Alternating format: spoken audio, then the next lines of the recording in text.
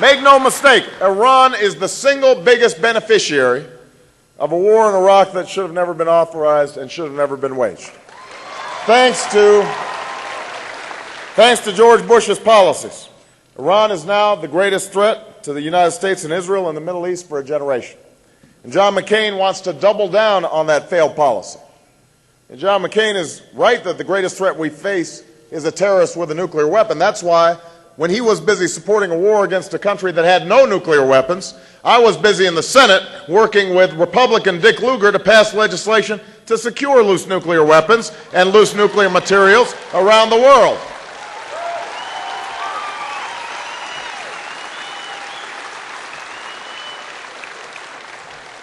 That's why I've made it clear that I'll secure all loose nuclear materials around the world during my first term.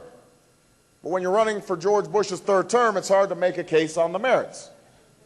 So John McCain's using the same George Bush textbook that we've seen year after year after year.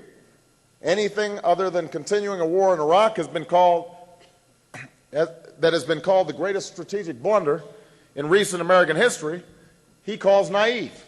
Anything but their failed cowboy diplomacy that's produced no results is called appeasement. Here's the truth.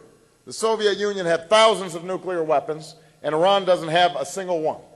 But when the world was on the brink of nuclear holocaust, Kennedy talked to Khrushchev, and he got those missiles out of Cuba.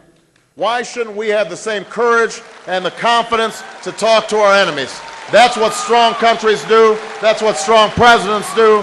That's what I'll do when I'm President of the United States of America.